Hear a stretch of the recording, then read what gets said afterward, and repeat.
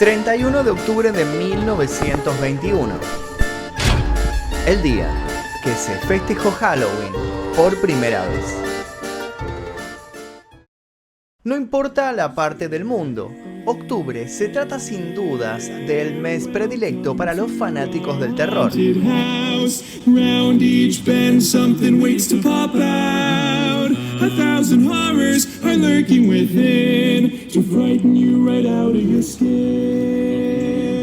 Es el mes en el que se estrenan más películas de miedo. Es el mes en el que esos libros que contienen historias para no dormir están de oferta. El mes en el que los cotillones se llenan de máscaras de monstruos clásicos. Por un periodo de tiempo, Drácula, la momia y el hombre lobo vuelven a reclamar su lugar de privilegio en nuestra cultura, siempre sedienta de un buen susto. Y todo esto se lo debemos a una celebración que se popularizó en Estados Unidos y luego se empezó a exportar a todo el mundo. Una tradición cuyo primer festejo multitudinario sucedió hace exactamente 100 años. Una tradición que en realidad fue tomada de otra tradición más antigua. En este video no solo vamos a hablar del origen de Halloween, sino que vamos a convertirnos en asesinos seriales y vamos a descuartizar toda la festividad para lograr entender el porqué de sus costumbres y los pormenores que la volvieron masiva. Además vamos a dar un atractivo y siniestro paseo por los datos más curiosos. Pero obviamente no solo eso.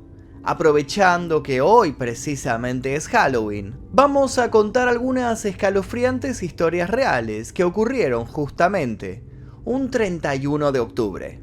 ¿Preparados? Bueno, entonces apaguen las luces y sean bienvenidos al especial de Halloween del día que.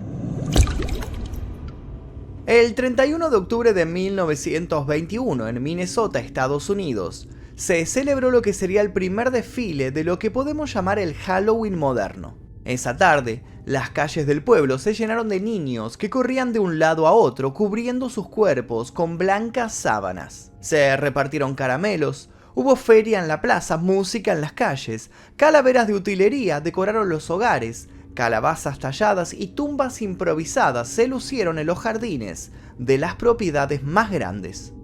Dicha tradición no tardaría en crecer de un modo sorprendente, casi como por arte de magia. De una magia un tanto oscura, claro. El Halloween rápido sedujo a los pobladores cercanos y no tardó en expandirse y volverse una celebración cada vez más y más grandilocuente. Sin embargo, antes de espiar qué tan grandilocuente se volvió el Halloween, hablemos de cuando llevaba otro nombre. De tradición celta, Halloween es realmente una festividad ancestral irlandesa que comenzó a celebrarse con el nombre de Samhain. Los primeros inmigrantes irlandeses la llevaron a los Estados Unidos en 1840 aproximadamente. Samhain significa fin del verano en lenguas gaélicas y se trataba de una de las fiestas más importantes de la Europa pagana, ya que marcaba el final de las épocas de cosecha.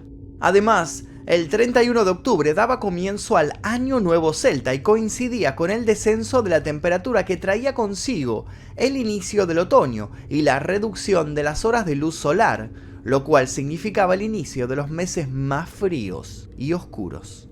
La creencia celta aseguraba que al principio de la mitad oscura, la división entre el mundo terrenal y el más allá se difuminaba, y que esta época era la más propicia para el regreso de las almas a este mundo. Por eso era habitual colocar una vela encendida en las ventanas. Se trataba de una ayuda para que los muertos encontraran su camino. En la mitología celta, los pueblos feéricos también celebraban Samhain. En la víspera de noviembre se abrían todas las grutas de las hadas para que cualquier mortal que fuera lo suficientemente valiente pudiera echar un vistazo en aquellos dominios.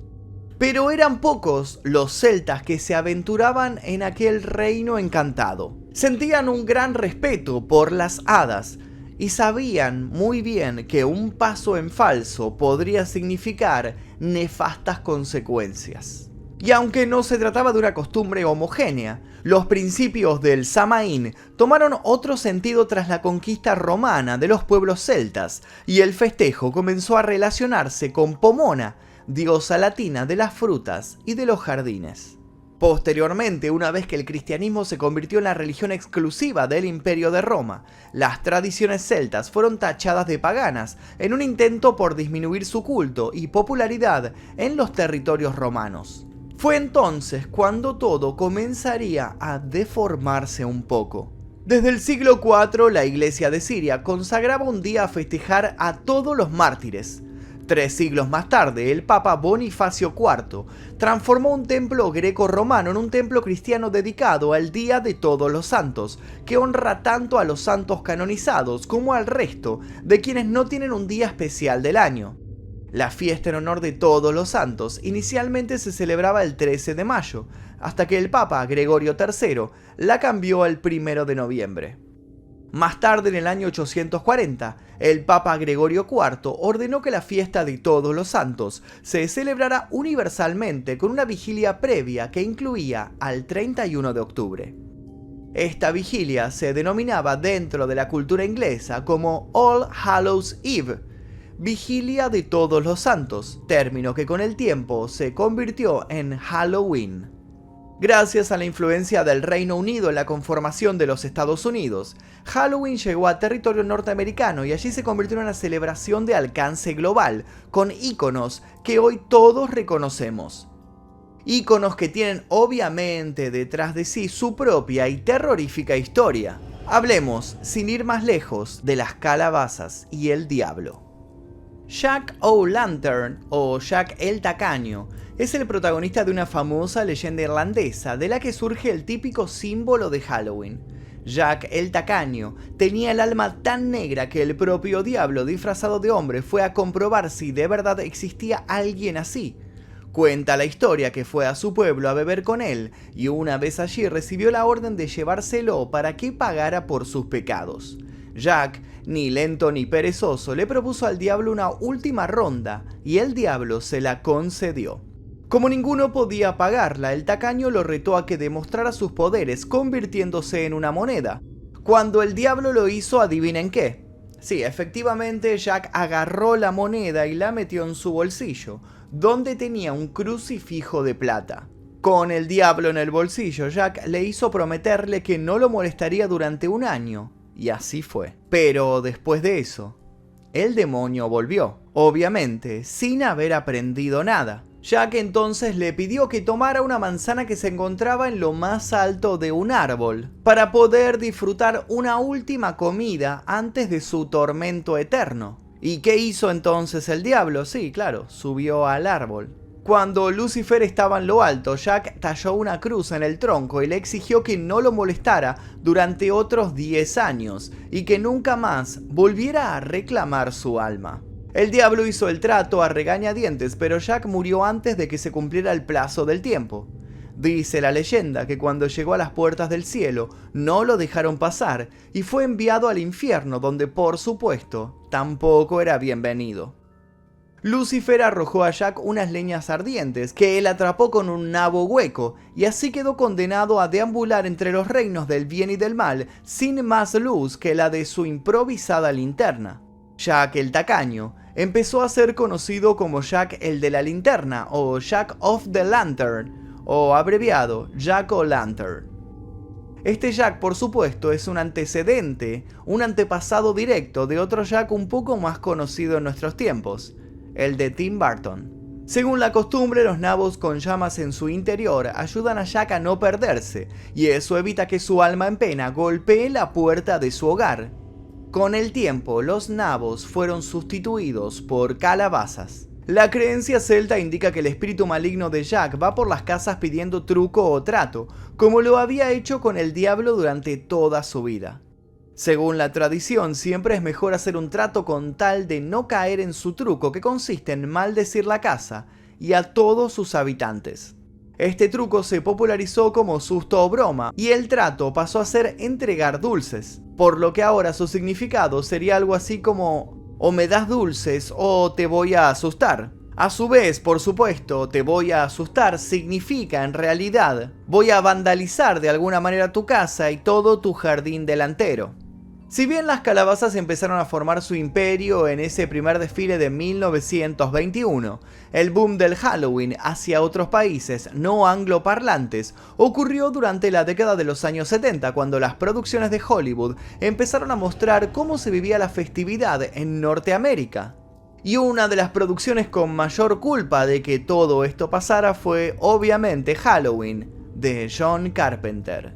En la noche de Halloween de 1963, un hombre escapó del hospital psiquiátrico en el que había estado recluido desde la infancia a causa de un pasado sinuoso y se dirigió hasta un pequeño y hasta entonces tranquilo pueblo de Illinois con el convincente fin de reincidir en el asesinato. Todo aquel que tuvo la desgracia de cruzarse en su camino fue exterminado con un cuchillo de cocina de un modo brutal y despiadado. Los sobrevivientes dijeron que el atacante llevaba una extraña máscara. Se hacía llamar Michael Myers.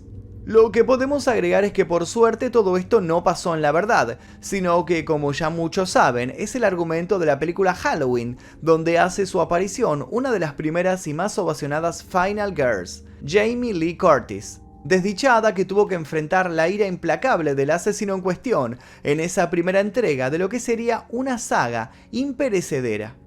Michael Myers, al igual que Freddy Krueger, Jason Voorhees o Hannibal Lecter, forma parte de los villanos más emblemáticos del cine. Logró, a fuerzas de convicción y litros de sangre derramada, reinventar el slasher. A mediados de los 70 se empezaba a hablar de asesinos seriales en las noticias, y un enemigo como Michael Myers, inexpresivo, frívolo, inconmovible, obstinado y por si fuera poco con cualidades sobrenaturales, representó a toda una fobia social que se abría paso. Pero obviamente no solo eso. Para terminar de explicar el éxito de Michael Myers, nos tenemos que nutrir del folclore urbano, de leyendas que corrían por la época y que sirvieron de inspiración a un Carpenter que estaba decidido a traumar al espectador en su cinta. En los años 50, una adolescente fue encontrada muerta en la casa, a la que había ido a cuidar al niño de la familia. El asesinato de esta chica fue el origen de una leyenda que habla sobre una solitaria niñera que comienza a recibir misteriosas llamadas que terminan con una voz que le pregunta si ya fue a revisar a los niños. Él llama a la policía y descubren que las llamadas se hicieron desde el interior de la casa, y aunque eventualmente ella logra escapar, los niños no. El veredicto: una mala niñera. Esa leyenda, la de la niñera indefensa y presa fácil que es acosada por un acechador perturbado y con tintes moralistas, era muy popular cuando Halloween se estrenó, por lo que no cuesta imaginar que parte del ADN del bueno de Michael Myers esté en ella. Pero obviamente no solo en leyendas se basó Carpenter. Asesinos como Ed Kemper, que de niño decapitaba las muñecas de su hermana y era encerrado en el sótano por su madre que lo consideraba peligroso, o Stanley Stiers, un niño de 11 años que en una noche de Halloween, cansado de ser maltratado, mató a sus padrastros y hermanastra después de que no lo dejaran ir a pedir dulces. Según se dice, luego de eso salió a cometer una serie de crímenes por todo el barrio, hasta que la policía lo encontró sonriente en un columpio, comiendo golosinas. Se supone que Stanley fue llevado a un hospital psiquiátrico donde fue estudiado durante 13 años. Y ya que hablamos de asesinatos y de Halloween, ¿sabían que hay muchos casos horribles que sucedieron en esta fecha en particular? Pasemos ahora a la galería de los horribles crímenes cometidos un 31 de octubre. Podemos comenzar nuestro recorrido en 1972. En ese Halloween, Timothy O'Brien estaba recorriendo el vecindario con sus amigos y con su padre. Se acercaron a una casa cuyas luces estaban apagadas. Allí nadie los atendió y todos fueron a la siguiente casa. Todos, excepto el padre de Timothy, que se quedó allí y luego se unió al grupo sosteniendo un puñado de dulces que dijo que alguien le había dado en la casa oscura. Repartió los dulces entre los niños. Timothy fue, por supuesto, el primero en probarlos. El niño murió tan solo 1 hora después. Los dulces contenían cianuro. Cuando la policía se presentó, el hombre que vivía en la casa de las luces apagadas declaró no haber estado durante Halloween y pudo demostrar su coartada. Fue entonces cuando se terminó descubriendo que el padre de Timothy poseía enormes deudas por las que ya había recibido punzantes amenazas y, oh casualidad, justo acababa de comprar pólizas de seguro para todos sus hijos. El hombre fue condenado a prisión y ejecutado 10 años después. Nine French tenía solo 9 años de edad cuando una noche de Halloween en 1973 fue asesinada por su vecino Gerald Turner, quien obligó a la niña a entrar a su casa y luego la estranguló. El asesino dejó el cuerpo de la niña en un camino al lado de una granja y allí permaneció hasta que el dueño del terreno lo descubrió. Turner fue condenado a 38 años de prisión. Nuestra tercera parada en este inusual recorrido es en el año 2012. John D. White ingresó en la caravana de Rebecca Gay y la asesinó brutalmente, dando lugar a una de las más espantosas muertes de Halloween. El hombre golpeó ferozmente su cabeza con un mazo antes de atar una corbata alrededor de su cuello. White planeaba tener relaciones con el cuerpo, pero estaba tan borracho que le resultó imposible.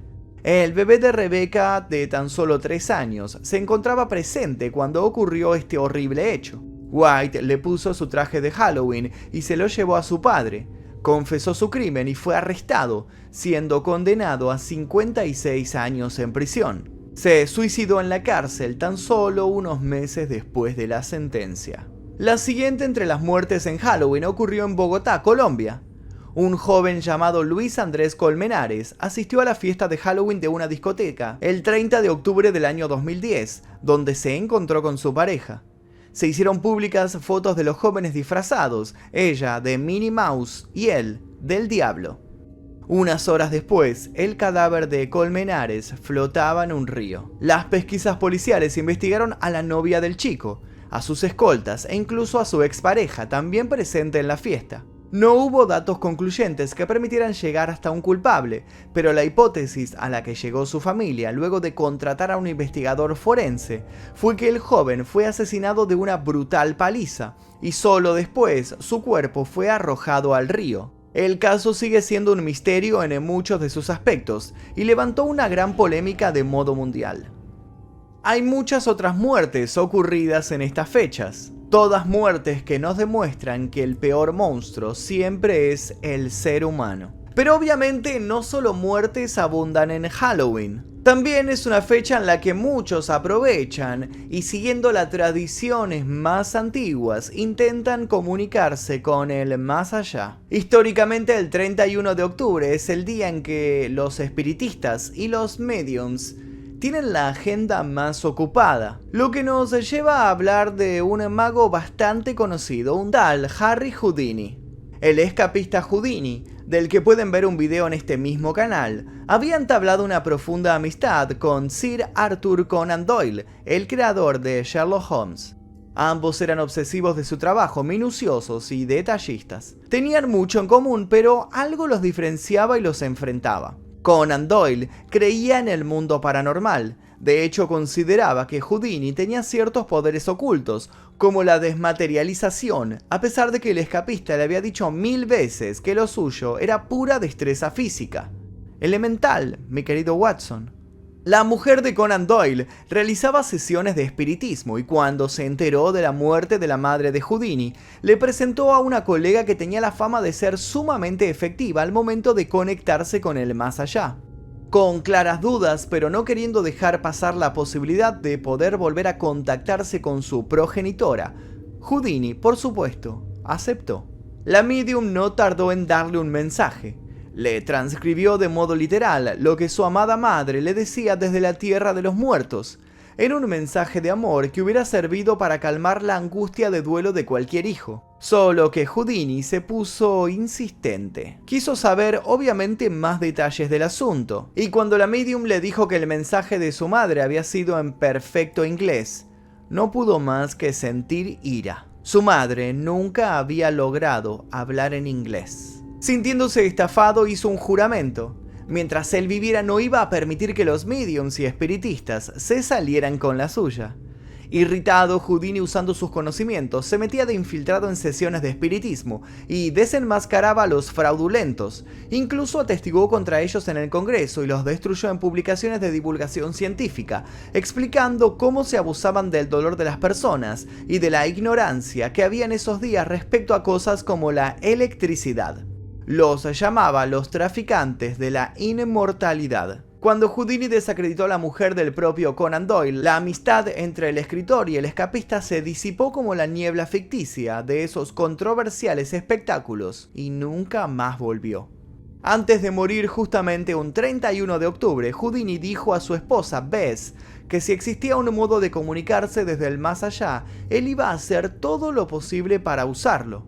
Pero para que no hubiera engaño de promedio, creó lo que llegaría a conocerse como el Código Houdini, consistente en 10 palabras secretas que solo él y ella conocerían. Si en la sesión de espiritismo aparecían esas 10 palabras secretas, el contacto sería genuino. Las 10 palabras habían sido escogidas de una carta que Conan Doyle había enviado a Houdini cuando aún había respeto y cariño entre ambos. Luego de la muerte de Houdini, muchos espiritistas aseguraron dar con el código, pero ninguno pasó el escrutinio definitivo de Bess, que una vez transcurridos los 10 años de la muerte de su esposo, exclamó: 10 años son suficientes para esperar por cualquier hombre. Apagó una vela que siempre había tenido prendida frente a una foto de quien fuera, según sus palabras, el amor de su vida, y dejó de visitar a los mediums. Los mediums del mundo siguen intentando comunicarse con él todos los 31 de octubre en Halloween. Dicen tener la esperanza de poder traerlo al mundo de los vivos, al menos por unos minutos. Además, muchos de ellos creen que si descubrieran el tan mítico código Houdini podrían tomarse revancha por todos esos años en los que el escapista los humilló y los trató de engañadores perversos. Un mito popular afirma que un grupo de espiritistas envenenó a Houdini porque sus investigaciones sobre su trabajo pusieron en peligro sus lucrativas carreras. Pero esa, por supuesto, es otra historia. Si quieren saber cómo murió en realidad Houdini, les recomiendo el video que se encuentra en este canal, que se llama precisamente El día que murió Harry Houdini. Y ahora vamos a Halloween y lo que sucede en Irlanda. Elegido como el mejor destino del mundo para celebrar Halloween, en la ciudad norirlandesa de Derry, Londonderry, se llevan a cabo fiestas, conciertos y actuaciones que se suceden durante 8 días, en los que tradición y entretenimiento se funden en un programa de actos que incluyen desfiles, tours turísticos o recorridos por las imponentes murallas de 400 años de antigüedad. Además, toda la isla de Irlanda está dotada de casas encantadas, castillos malditos y todo tipo de espacios espeluznantes. Se dice, por ejemplo, que el Loftus Hall, en el condado de Wexford, es el edificio más embrujado de Irlanda, una mansión de cuento donde el mismo diablo vino a llamar a su puerta.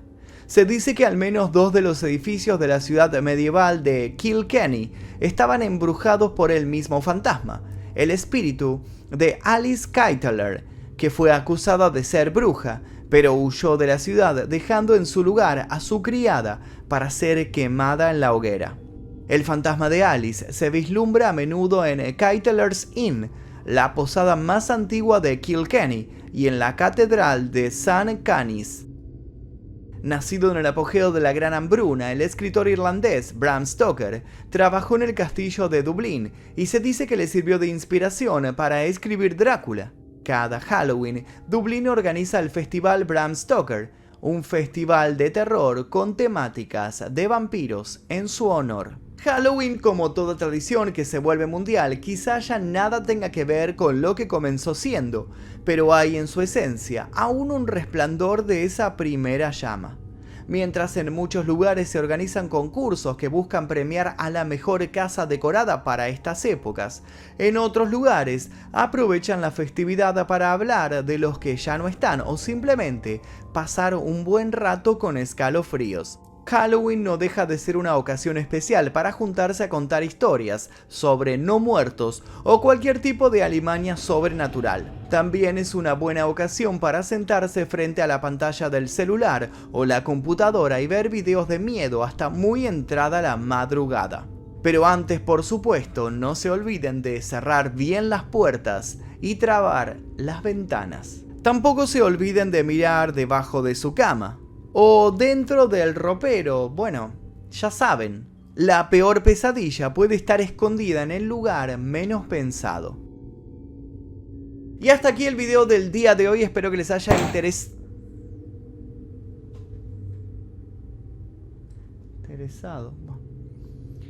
Se me pareció escuchar algo. Y hasta aquí el video del día de hoy, espero que les haya interesado la historia real de Halloween, porque es una festividad que hace rato... ¿Qué es eso arriba? Que hace rato queríamos narrar en este canal. Si les interesó, les pido por favor que dejen su like, se suscriban si todavía no lo hicieron y activen notificaciones. Los invito también a dejar un comentario. Se cortó la luz.